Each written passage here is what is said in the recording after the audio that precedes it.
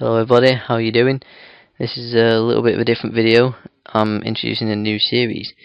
This is to replace the Real Madrid series. I bet you're all like, oh, another new series again, I'm fed up with these.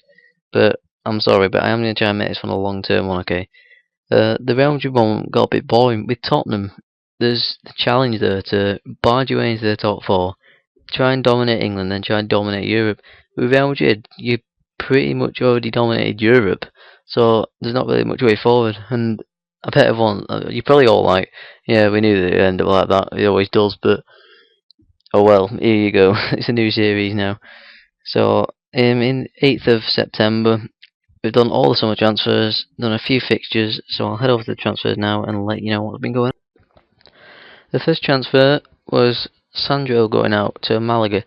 Every time I watch Tottenham, he doesn't seem to do much, to be honest. There'll probably be Tottenham fans watching this that are thinking he does, he's a class player, but I don't watch every Tottenham game, I'm afraid.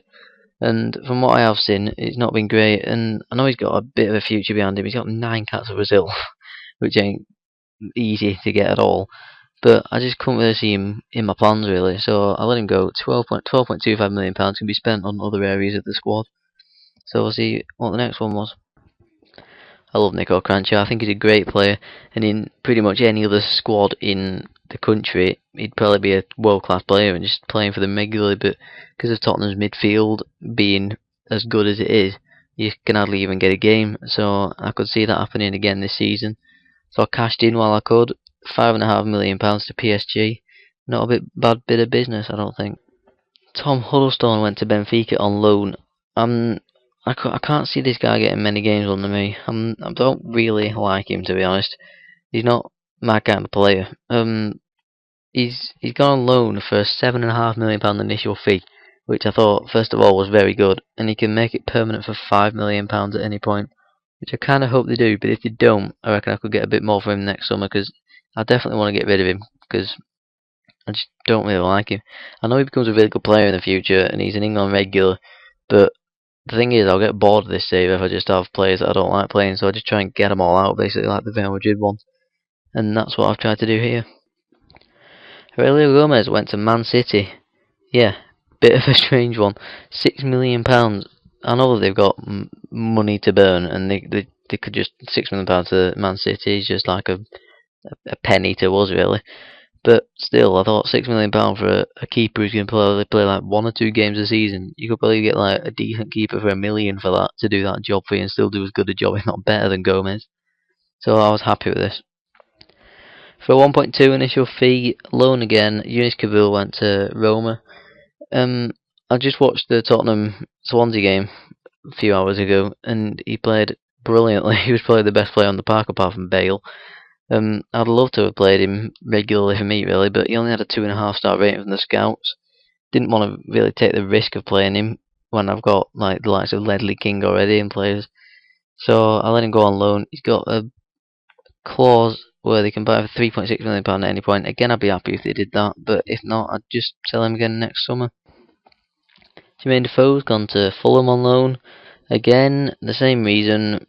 Well, I actually don't mind him in real life. I think he's a pretty good player, but yeah, I can't see him getting many games. He went on loan for a £5 million initial. Well, I offered him to clubs for £5 million, and I didn't get any offers but a loan from Fulham. So I thought, let's try and get a £5 million initial fee. So I did, and offered £0 agreed price. So it's just like them buying him for £5 million pretty much. So I thought I cut a few corners with that one. But I don't know if it'd be quite funny if they didn't buy him for £0 because they paid £5 million for a player for a season. But yeah, Jermaine Defoe has gone to Fulham on loan. The final transfer is the dubious one. I let Van der Vaart go to Valencia for £22.5 million. He's 28 years old, and I've built a formation. Originally, I was going to put an attacking midfielder in there. Don't get me wrong, I think Van der Vaart's an amazing player. I love him, but the players that I've brought in and the formation that I'm using this season, there was no place for him, and I just didn't want him rotting on the bench and then only be able to get about £10 million for him in next summer.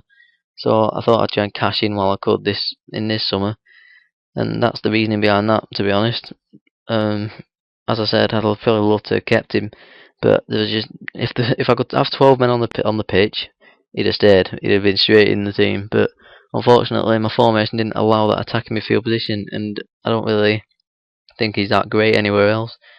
So Van der Vaart, I let him go to Valencia. Now on to the signings in, and I've bought Eden Hazard again. I know it's a bit repetitive, I bought him again, but he was brilliant for me at Real Madrid. But the main reason was that I scouted him, and they said that I could get him for 33 million. And I thought, well, that's 10 million less than Real Madrid, and I can see me like easily selling him for like 50 in the future, at least 40. So I thought 33 million pounds ain't too bad, especially with the players that I've let go. I thought I might as well just spend the money and buy him. To say that I'm delighted with this signing is an understatement. Valencia is he's like a hero to me at the moment, because for Manchester United in real life, he's playing amazing. And why has he got 16 strength? He's not that the strongest, but yeah, just sorry about that. He started the season really well. I'm really glad I brought him in. £17 million I thought was a steal really for a 26-year-old, only just turned 26. So I was really happy with this. It will hopefully give us 4 or 5 good years of good service. And so for £17 million for a world-class winger, I was really happy. I couldn't believe it when I could get him for this price from United, to be honest, and he'd actually come, and for quite small wages. So we'll be on to the next one. The third signing was Sheikh Tiote. Wow, I'd love this guy to be in a United shirt.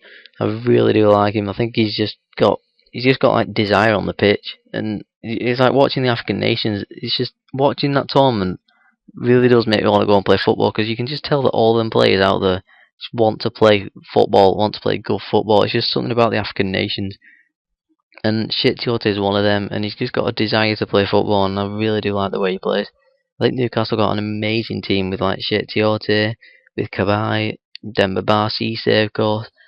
So I picked up Sheikh Tiote for £11.5 million, which I was really happy with. The next, I brought Berbatov back to Tottenham. I really wanted a striker, because I'm not a huge fan of Adebayor, who I actually need to point out that I did terminate his loan. He was on £75,000 a week, and when I found out I could get Berbatov, I thought I might as well just terminate that. I don't want to be paying that much wages for a player who's going to be second in line. As you can see, he started the season fantastically, Berbatov. So for £4 million, I mean the wages, yeah, it's high, but because he's probably not going to be here for many seasons, it's not that bad. And because the transfer was so low, the £4 million, it kind of like compensates for that. So we'll move on to the last one, I think.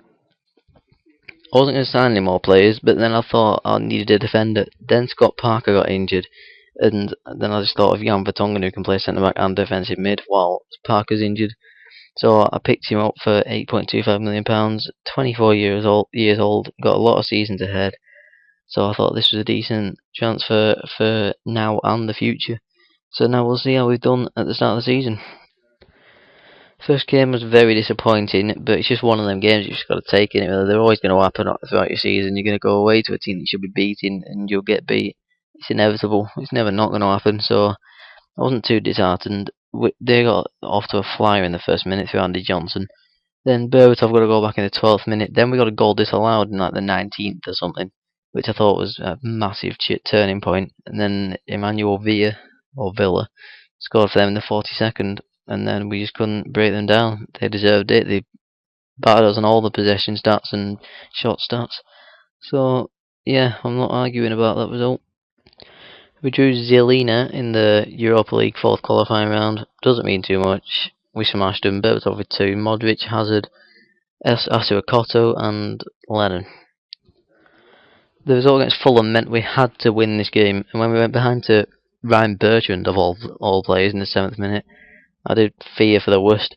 I thought we'd be bottom of the league after 2 games with no wins, no draws or anything. But then Berbatov really showed why I bought him. I was really happy that he's got his hat-tricks. It showed that it was a bit of a gamble signing him, I'm not going to lie. But he got a good hat-trick there and won us the game to win 3-1 against Chelsea, the arch-rivals. Well, not arch-rivals, but you know what I mean. We then went back to Zelina in the return leg. Berbatov, Tiote and Valencia, 3 new signings on the score sheet. The last game that I played was one that I always get worried about. Against Swansea, it's always a tricky game. We came out 3-0 winners. Hazard with a goal and Lewis Saha coming off the bench with 2. Hate playing Swansea when it's 1-0. They got a goal disallowed. They were knocking on the door, but we just shut it basically with Lewis Saha. 3 games in, and Wolves fans, you might just want to pause this video for a minute. But we're in 5th position. I mean, there's a long way to go, of course. Anything could happen from here on in. There's not that many surprises, I suppose. Obviously, Wolves being up there, West Brom are usually up there, to be honest, halfway through. But well, not halfway through at the start. So there you go. Just thought I'd show you this. So this is the tactic I've been using. I can kind of explain you why Van der Vaart went. Van der Vaart would have played in this role, the attacking midfield role. No else. I don't really see him as a centre mid. He's not got the work rate. Winger, he's not got the pace. He has to play in this position really. And I was going to, but I thought Tiote and Parker just sitting back here and just letting Modric just be the playmaker with Hazard and Valencia or Bale or Lennon just running right down the wings. I just thought that'd just work a treat really. And it didn't start off that great, but we're starting to get used to the tactic, I think, now. So, yeah, I'm going to wrap up the video here. Hope you've all enjoyed it. If you have, please leave a like, and please do subscribe. It really does help. I think I'm on 7 as I do this video. So, getting onto the double figures would really mean a lot. So, if you could help that, please do it. I would really like it. I am going away for just a few days, so you won't be seeing a video for 2 or 3 days, I think. But then I'll be straight back into the swing of things, and I'll keep letting you know how we're doing with Tottenham. So thank you everybody for watching, goodbye.